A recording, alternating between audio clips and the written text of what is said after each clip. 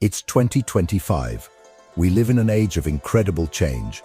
But amidst all this progress, a quiet but massive shift is happening to one of society's oldest institutions. For men, marriage rates aren't just dipping, they're sliding toward historic lows. For decades, the story we've told ourselves is simple. Men are just afraid of commitment. They're immature. But that explanation just doesn't cut it anymore. It's the easy answer, but it ignores a much bigger, more complex problem. The truth is, millions of men aren't just casually opting out. They're making a calculated and often reluctant decision to avoid what they now see as a catastrophic risk. This isn't about a fear of love or partnership. This is a rational response to a new and daunting set of pressures. These are the invisible forces and unspoken rules that are fundamentally changing the modern man's relationship with the idea of I do. What if I told you that for a huge and growing number of men, saying no to marriage is the most logical choice they can make for their future, their finances, and their own sanity? Today, we're pulling back the curtain on the 7 invisible pressures driving men away from marriage in 2025. And what we find might just change how you see modern relationships forever. The data is undeniable. The median age for a man's first marriage has climbed to over 30, the highest it has ever been in recorded history. And if current trends continue, projections suggest a growing number of today's young men may never marry at all. This isn't just a statistical blip, it's a societal landslide. The question is no longer if men are walking away, but why. The answer is a lot more complicated than a simple fear of commitment. We're about to break down the 7 reasons why the institution of marriage is becoming an impossible proposition for many men in 2025. Pressure 1. The new financial doomsday machine. Marriage is a high-risk, low-reward contract. The first and most powerful pressure is the brutal cold math of modern financial risk. Let's be blunt. For a lot of men, marriage isn't seen as a partnership anymore. It's seen as the single most dangerous financial contract they could ever sign. Think about it like this. Would you ever sign a business contract where if your partner decides to leave for any reason, they are legally entitled to roughly half of your assets and a big chunk of your future income? Now, what if that contract had a failure rate of over 40%? You'd be laughed out of any financial advisor's office. Yet this is the exact contract men are expected to sign with a smile. In 2025, the divorce rate for first marriages is around 41%. That's nearly a coin flip on whether the union will dissolve. But it's the financial fallout from that coin flip that creates a paralyzing fear. The average cost of a contested divorce isn't just a few thousand in legal fees. It can easily run between $15,000, with complicated cases hitting 6 figures. And that's just to get out the door. The real devastation comes from asset division and alimony. In many men's eyes, family courts operate under a system that feels systematically biased. Regardless of who was at fault, the higher-earning spouse, who is still more often the man, is typically ordered to pay. While laws are theoretically gender-neutral, men are still overwhelmingly the ones paying alimony. In fact, some data shows that men make up only about 3% of all alimony recipients. This creates a terrifying loop for the modern man. He's pushed to work hard, be ambitious, and build wealth. Society still largely defines his worth by his ability to be a provider. Yet the very success he builds becomes a massive liability the moment he says, I do. Every promotion, every investment, every bonus is not just for his family's future, but potentially for his ex-wife's future. Long after the love is gone, this is what men mean when they talk about divorce-driven poverty. They see friends and family members financially crippled after years of hard work. They lose their homes, their retirement savings get sliced in half, and they are shackled to decades of payments that stop them from ever rebuilding. The message this sends is chilling. Your hard work can be used against you. Your success makes you a target. When faced with this reality, is it any surprise that more and more men are looking at marriage and deciding the risk just isn't worth the reward? They aren't afraid of commitment, they're terrified of financial ruin. Pressure 2. The altar as a courthouse. Weaponized divorce and the perceived war on fathers. Flowing right from the financial risk is the second pressure, the perception of a legal system that isn't just punitive with money, but actively hostile towards fathers. For many men thinking about marriage, the vows "till death do us part" are mentally followed by "and may the courts have mercy on my soul." This isn't just about cash, it's about the soul-crushing fear of losing what matters most, his children. The idea that men are detached parents is one of the most damaging and outdated stereotypes out there. Modern men overwhelmingly want to be active, present, and loving fathers. But when they look at family court, they see a battlefield where they feel like they're set up to lose from the start. The stats and the stories paint a grim picture. While laws aim for neutrality, the reality in courtrooms often feels different. For generations, mothers were seen as the primary caregivers, and this bias, conscious or not, can still seep into decisions. Even if a father was the main caregiver during the marriage, when it ends, the old assumption often snaps back into place: kids belong with their mum. Studies consistently show women initiate the vast majority of divorces, somewhere around 70%. For the man on the receiving end, it can feel like his life is being taken apart without his say. He then enters a legal system where he feels he has to prove he's a worthy parent, while the mother is often granted that status by default. He hears the horror stories from his friends, men who wanted 50-50 custody but got every other weekend, men who were primary caregivers but were still labeled the non-custodial parent and ordered to pay child support. Child support then becomes a huge source of anger. For the man who feels he's been unfairly robbed of time with his kids, being forced to send a huge check every month feels less like supporting his children and more like funding the lifestyle of the person who took them away. It feels like taxation without representation. His income is garnished, his freedom is limited, and his role as a father is reduced to that of a visitor and a walking ATM. This creates a deep sense of powerlessness. A man can be a model husband and father for years, but if the marriage ends, his entire relationship with his kids can be decided by a judge in a few hours. His access, his identity, his role, it all becomes subject to a court order he feels he can't influence. This fear is a cancer on the idea of marriage for men. The institution that's supposed to be the foundation for a family is now seen as a gateway to having that family ripped away by a system they don't trust. Men aren't walking away from being fathers. They're walking away from a legal framework they believe could turn fatherhood into a nightmare. They're looking at a potential lifetime of fighting for the right to be a dad and deciding the only way to win is not to play the game at all. Pressure 3. The ghost of masculinity past versus the unwritten rules of the new man. The third pressure is a dizzying tightrope walk that modern men are forced to perform every single day. It's the clash between the old-school expectations of masculinity and the vague, often contradictory demands of being a new man. Men are caught in a cultural crossfire, and marriage is the front line. On one hand, society still clings to traditional masculinity. A 2017 Pew Research survey showed that 71% of adults believe it's very important for a man to be able to financially support his family to be a good husband. And even today, most people still see being a provider as a core part of manhood. The message is clear: earn money, be strong, be the rock, be decisive. But at the same time, a totally different set of expectations has been dropped at their feet. The new man has to be emotionally fluent, openly vulnerable, and an expert communicator. He has to be in touch with his feelings and anticipate his partner's needs, sharing equally in the mental load of running a household, a load that previous generations never even had a name for. The problem isn't that these new expectations are bad. Many men want to be more connected partners. The pressure comes from the fact that there's no clear rule book, and the two sets of expectations often directly contradict each other. Think about the mixed messages. Be strong, but be vulnerable. Be a leader, but be an equal partner. Provide financial security, but don't be so focused on your career that you neglect your emotional duties. Be confident and initiate, but not so confident that it's toxic. It's an impossible balancing act. This conflict is brutal in the dating world.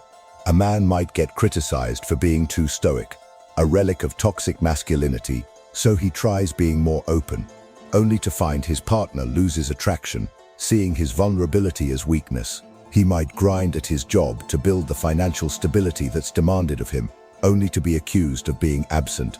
For men, this feels like a game with ever-changing rules that they're destined to lose. They're being judged by two different scorecards at the same time. The ghost of John Wayne is on one shoulder, telling him to man up, while a relationship guru is on the other, telling him to open up. The result is chronic confusion and performance anxiety. This leads many men to a state of complete exhaustion. They feel that no matter what they do, it's never enough. The idea of entering a lifelong partnership under these conditions feels less like a joyful union and more like signing up for a permanent, unwinnable performance review. Staying single starts to look less like failure and more like self-preservation. It's a retreat from a battle they feel they can never win. We're getting into some uncomfortable truths here, and we're only on number 3.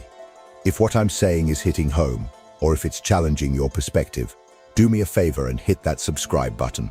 We're committed to having these honest conversations, and I want to know what you think. Is this pressure real? Are men caught in a double bind? Let's get a real discussion going in the comments below. Now let's get to number 4. Pressure 4, the performance trap. Social media and the impossible standard of curated love. The fourth pressure is a phantom that haunts almost every part of modern life, but it's especially venomous when it comes to relationships. The performance trap of social media. Marriage is no longer a private commitment between two people. It has become a public show, a piece of content to be produced, packaged, and rated by an audience of hundreds. Before social media, relationship milestones were shared with a small circle of family and friends. Now, every stage is a potential post. The first date, the official announcement, the engagement, the wedding, the honeymoon, the gender reveal. It's an endless parade of curated moments for public consumption. And for men, who are still largely expected to finance these moments, the pressure is staggering. It starts with the engagement. A simple, heartfelt proposal isn't enough anymore. It has to be an Instagrammable event, often involving hidden photographers, exotic locations, and a ring that's not just a symbol of love, but a status symbol to be compared and judged. The pressure is on the man to deliver a moment that's impressive to his partner's entire social network. Then comes the wedding. What was once a ceremony has become a production. The average wedding cost has exploded, driven by the desire to create a perfect day that lives up to the fantasies seen on Instagram and TikTok. Men feel the pressure to fund an event that can cost as much as a down payment on a house, all to satisfy a vision shaped by influencers and algorithms. But the performance doesn't stop. The pressure to maintain the illusion of a perfect life continues. Social media feeds are highlight reels, lavish vacations, romantic date nights, gushing anniversary posts. This constant stream of idealized relationships creates a quiet, creeping sense of inadequacy. A man might be working 60 hours a week to provide for his family, but then sees his wife scrolling through pictures of her friend's husband, who just planned a surprise trip to Paris. The quiet, everyday acts of love, packing lunches, helping with homework, being a listening ear, don't make for exciting content. They're invisible. What's visible is the grand gesture, the expensive gift. This creates a new, exhausting form of labor for men. They aren't just expected to be providers and partners, but also producers of romantic content. The relationship can start to feel less like a partnership and more like a brand that needs to be managed. This is deeply alienating. It kills authenticity and replaces it with performance. Men feel like they are constantly falling short of an impossible, digitally curated standard. They see marriage not as a safe harbor, but as another stage to perform on. For a generation of men already wary of the other risks, this added layer of performative pressure is often the final straw. They'd rather have a real private life that might be imperfect than a fake public one that's always on display. Pressure 5, the dating apocalypse, hypergamy, disposable men, and the death of partnership. The fifth pressure hits men long before they ever get near an altar. It's the brutal, demoralizing reality of the modern dating market, which for many feels less like a search for a partner and more like a ruthless, endless job interview they're destined to fail. Two ideas are key here: hypergamy and the feeling of being disposable. Hypergamy is the tendency to date or marry up in social or economic status. This has always existed, but dating apps and social media have put it on steroids. Dating apps have turned finding a partner into online shopping. Women who are typically more selective on these platforms are flooded with options. This allows them to filter with brutal efficiency. Height, income, and job title become the first cut. A man isn't a person, he's a collection of stats on a profile. If he doesn't meet the increasingly high bar on these metrics, he's swiped left and instantly forgotten. This has created what many men call a dating apocalypse. They feel like a small percentage of men at the very top, the tallest, wealthiest, most successful, get almost all of the female attention, while the average guy is left fighting for scraps. He's told he's not tall enough, not rich enough, not interesting enough. He might be a good person with a steady job and a good heart, but in the digital meat market, he's invisible. One study even noted that a shortage of what women perceive as economically attractive men is a factor in declining marriage rates. This sense of being disposable is incredibly damaging. It reinforces the idea that his worth is purely transactional, valued not for his character, but for what he can provide. This leads to deep cynicism. If he feels like he'll be thrown away the moment a better option appears, why would he ever commit to a long-term partnership, let alone marriage? This dynamic also poisons the idea of partnership itself. A partnership is about building something together, but the modern dating experience often teaches men that the relationship is conditional. It's not about teamwork, it's about him providing a certain lifestyle from day one. He feels like he's being auditioned, not chosen. As women have made incredible strides in their own careers, a new paradox has appeared. Many highly successful, independent women still want a man who is even more successful than they are. This shrinks the pool of acceptable men even further and puts more pressure on them. The result is a generation of men who are deeply jaded. They've been rejected, ignored, and made to feel inadequate. They see dating not as a joyful process of connection, but as a cruel game they can't win. They start to see the promise of unconditional partnership as a lie, so they retreat. They stop trying. They figure if they're going to be treated as disposable, the only logical move is to refuse to be disposed of. They invest in themselves, their hobbies, and their own peace of mind. They're not walking away because they hate women. They're walking away from a system that has taught them they're not good enough. Pressure 6. The erosion of male spaces and the vanishing rite of passage. The sixth pressure is more subtle, but its impact is massive.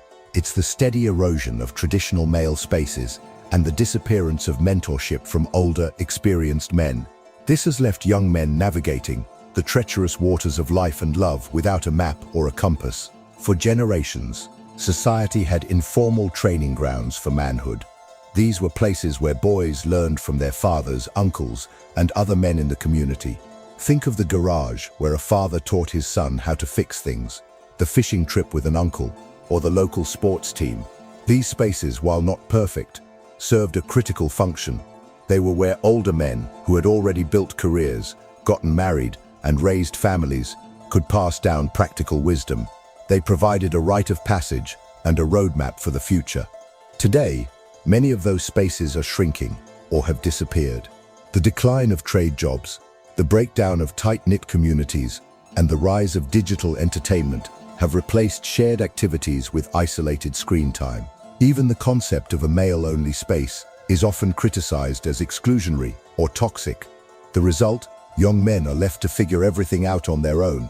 They have no trusted elders to ask for advice on how to be a good man, husband, or father. The wise old men of the community have been replaced by the chaotic noise of the internet. And what do they find online? A polarized, toxic landscape. On one side, they find voices telling them that their natural instincts are toxic and that they're part of an oppressive system. This message is alienating and offers no positive vision. On the other side, they find the manosphere, which speaks to their real pain and confusion, but often channels it into anger and resentment. A young man today is left with a terrible choice. Accept that he is inherently flawed, or embrace a narrative that tells him women are the enemy. Neither path leads to a healthy perspective on relationships. Neither provides the nuanced wisdom that comes from a real-life mentor. Without this guidance, Marriage is terrifying. It's a huge, unknown territory with no reliable map. Men are being asked to make the biggest commitment of their lives with no training and no support system.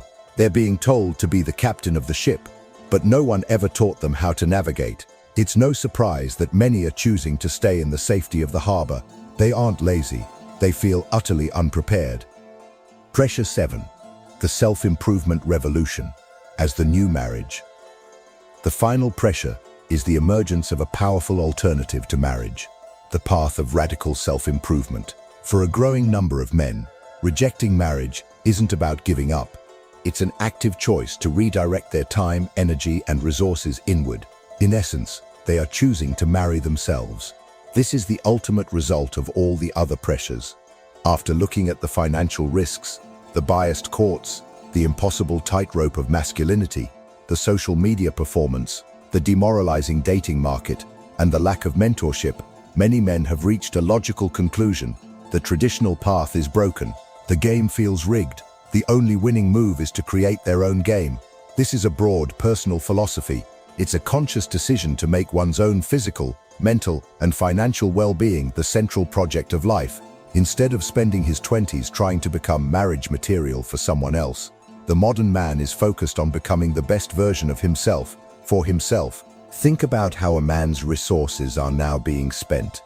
Instead of saving for a ring and a wedding, he's investing in the stock market or starting a business. He's building his own financial kingdom, one that can't be taken from him in a divorce. Instead of spending his evenings on frustrating dates, he's in the gym. He's reading books and learning new skills. He is building a rich, fulfilling life on his own terms. This path offers a powerful sense of control in a world that feels chaotic. Self-improvement puts him back in the driver's seat. He can't control if a woman finds him attractive, but he can control how much he can lift. He can't control a judge's ruling, but he can control his investment portfolio. He can't control shifting social norms, but he can control his own discipline. This has also created a new form of community, as men connect with others on the same path, sharing tips and strategies. It's also an antidote to the loneliness that plagues modern men. A recent Gallup poll found that 25% of young men report feeling lonely a lot of the day. This self-improvement path reframes the solution. Instead of seeking validation from a high-risk romantic partner, men are learning to find purpose and contentment within themselves and their tribe. For these men, a wife and family are no longer seen as the default requirements for a happy life. They are, at best, a potential addition to be considered later, but only if it complements the fulfilling life they've already built. This is the ultimate pressure on marriage, the pressure of a viable, attractive alternative. Men aren't just running away from marriage.